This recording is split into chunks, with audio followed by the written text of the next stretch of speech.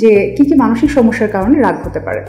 যেমন সিজোফ্রেনিয়া একটি গুরুতর মানসিক রোগ, এখানে কিন্তু কোনো ধরনের প্রভোকেশন ছাড়াই কিন্তু রাগ তৈরি হতে পারে।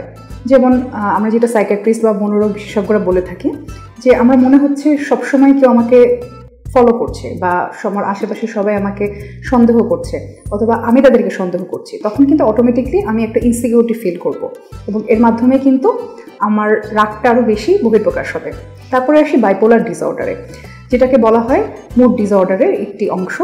এবং এতে যেটা হয় যে বছরে কিছু সময় একটি মানুষ একদম স্বাভাবিক থাকেন, কর্মশীল থাকেন বা কর্মক্ষম থাকেন, কিন্তু 2-3 বছর পর পর নির্দিষ্ট সময়ের জন্য তার মন মেজাজ প্রচণ্ড খারাপ থাকে, ইরিটেবল মুড যেটাকে আমরা বলে থাকি, অথবা খুবই ভায়োলেন্ট অ্যাগ্রেসিভ মুড, নিজেকে অনেক বেশি বড় বড় মনে করা। তখন যদি তাকে তার কাজকর্মে বাধা দেওয়া হয় তখন কিন্তু সে অতিরিক্ত উত্তেজিত হয়ে যাবে এবং উত্তেজিত হয়ে সে রাগের বহিঃপ্রকাশ হিসেবে কিন্তু গালাগালি, মারামারি, ভাঙচুর পর্যন্ত করতে পারে।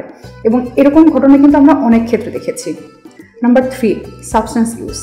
সাবস্টেন্স ইউজ বলতে আমরা বুঝি নেশা জাতীয় পদার্থ গ্রহণ করা, যেটাকে আমরা ইয়াবা, অ্যালকোহল অথবা আরও অনেক নতুন নতুন অনেক নেশার জাতীয় দ্রব্য বের হয়েছে।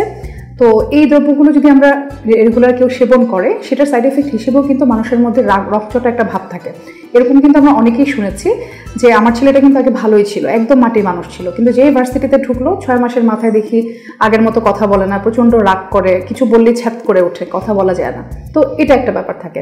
নাম্বার 4 হচ্ছে পার্সোনালিটি ডিসঅর্ডার। যাদের পার্সোনালিটি ডিসঅর্ডার থাকে তাদের ক্ষেত্রে কিন্তু আসলে ইরিটেবল মুডটা খুব কমন থাকে বা মুড সুইং থাকে।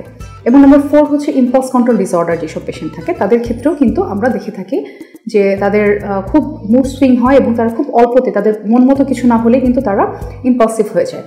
এবং নাম্বার 6, অ্যাডোলেসেন্ট এবং চিলড্রেনদের হয়ে থাকে। বাচ্চারা হয়তো কিছু চাচ্ছে বা পাচ্ছে না অথবা তাদের মন মতো কিছু হচ্ছে না, তখন কিন্তু তারা কষ্টটা প্রকাশ করে হচ্ছে অ্যাঙ্গারের মাধ্যমে।